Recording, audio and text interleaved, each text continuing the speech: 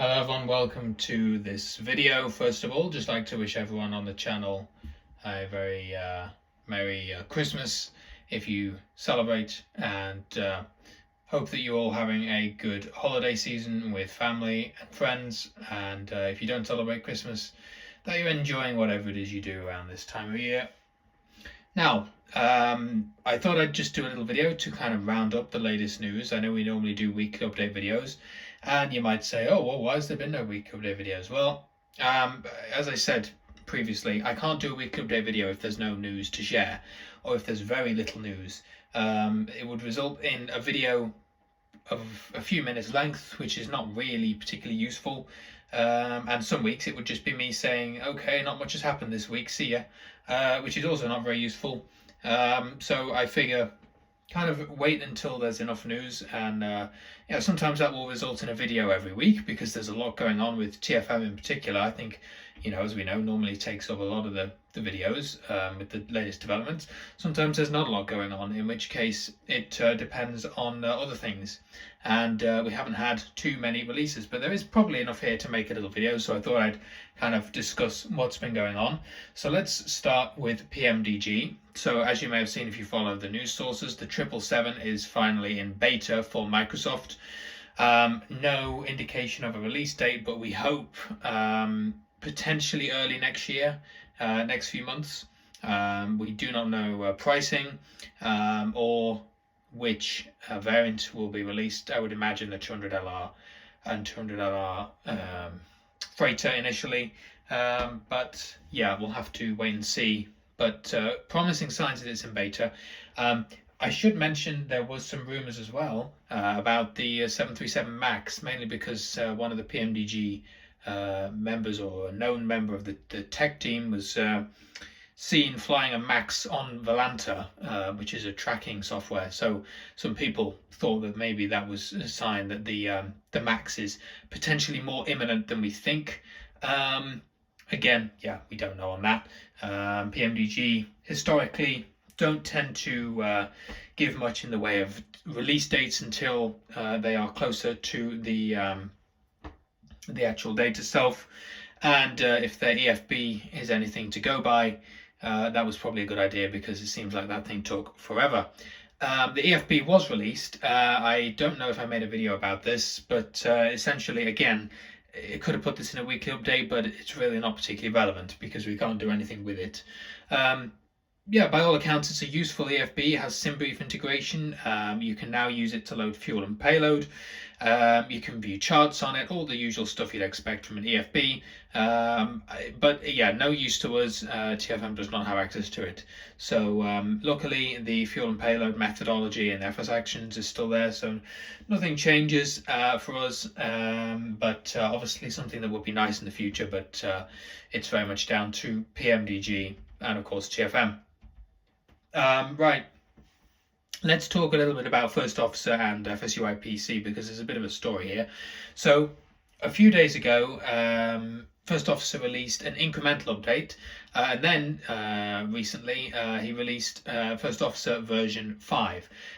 Let's just cover the incremental update and FSUIPC. So he released version 12170, which required you to have the latest version of FSUIPC, which is 7.4 or 7.04 or something like that. It's got a 4 in it. Anyway, it's the latest version of FSUIPC. Unfortunately, that seemed to cause issues for some people with simulator crashes, particularly when you're putting out speed breaks, but simulator crashes and frame rate lags, and no one's really sure why and what is particularly causing it. We're trying to figure out if it's a certain combination of add-ons, if it's related to Sim Update 14 or whatever, but the FSUIPC dev is not providing support until the new year now, obviously given its holiday period, and we haven't really gotten to the bottom of it yet. Hence, I have not updated to the latest FSUIPC because I do not want my sim to crash constantly. So yeah, we don't know, and so I haven't updated First Officer either. That was just an incremental update to support the latest FSUIPC, and that's not to say that First Officer is causing the issues. In fact, we don't necessarily think it is, but something is causing issues. There were offset changes in this new FSUIPC update, so we're kind of thinking that maybe something is not working correctly in conjunction with those offsets, and that's eventually just causing the simulator to crash. So if you have the previous version of FSUIPC installed before the version that was released in December, then I'd recommend just leave it alone, but update at your own risk. If it works, great, but it may not. Now that also means that we have a bit of an issue with First Officer version 5, because we believe that probably will need the latest version of FSUIPC as well to work properly with particularly the pmdg. Now, First Officer version 5 we've already covered on weekly update videos. I'm not going to go through the whole changelog. I don't believe the company creation system is included quite yet due to some teething issues, but that definitely should be coming. I think probably the main things in version 5 to take note of are obviously the fact that you can customize your own flows as per various SOPs, and you can probably change that to your own liking depending on what airline you're flying for. If you fly for a particular virtual airline, you want to replicate their real world stuff. He had also spoken about TTS speaking what First Officer was doing within its flows, which we've talked about previously. Could get spammy, could be helpful for beginners. A bit of a back and forth kind of feature, swings and roundabouts, I guess. So that, in theory, should be in there. However, as I say, not many BVI pilots have tested it yet. There was at least one BVI pilot that I know of on the beta, potentially more. In terms of accessibility, we don't believe it's going to get worse, but it potentially could.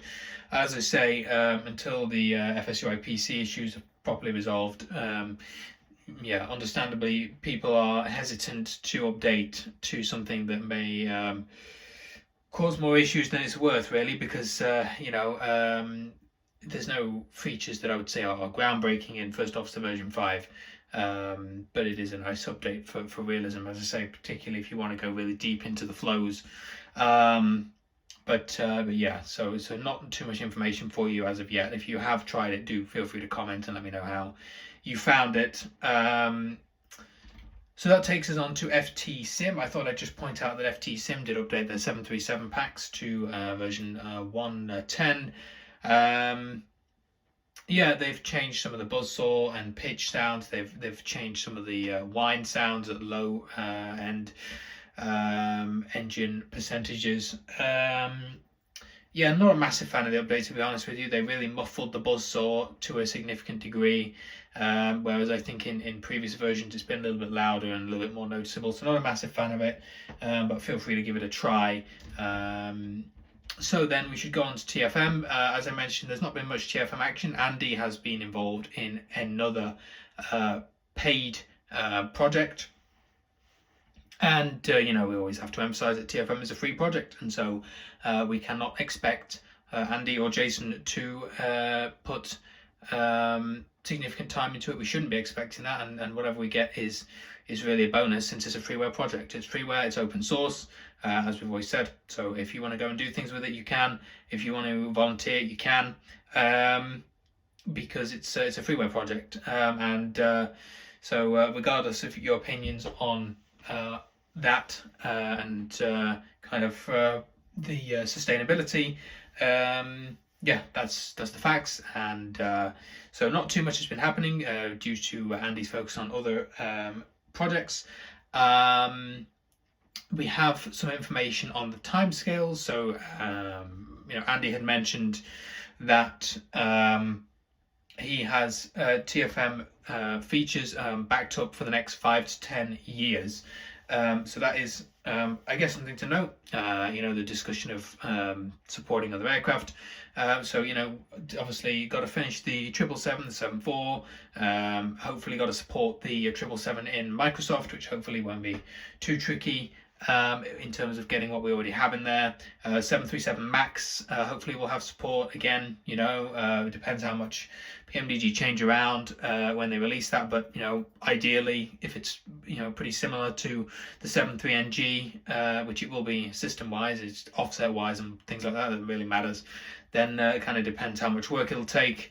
And then of course the discussion of fly-by-wire particularly the A320neo, in which we are seemingly still waiting on the flight bag, because there are critical settings in there, and sim brief information that you need to fill out to get the aircraft going, and to really begin programming it properly with all the information from a sim brief flight plan that you have. So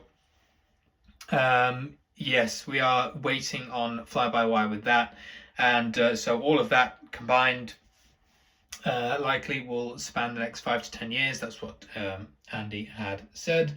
Obviously, you know, landscapes change frequently. I mean, what we're doing 10 years ago, you know, it must have been 2013. We were probably all still using Itch Your Plane and using FSX or FS 2004.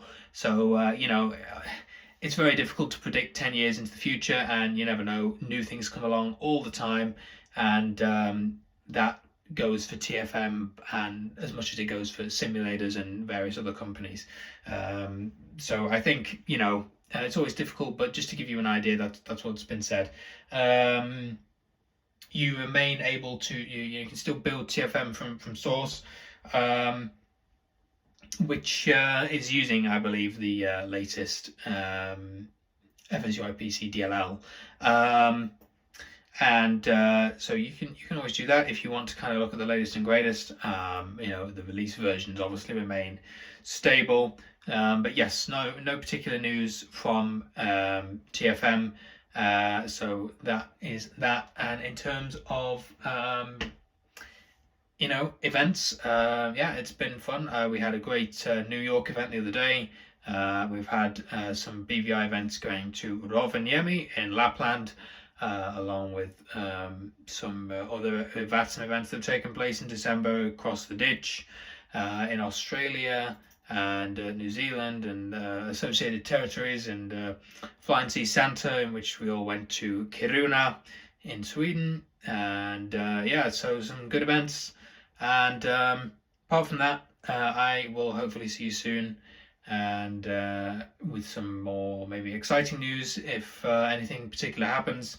So we'll see you in the next video, and have a very happy Christmas and New Year if I don't speak to you before then as well.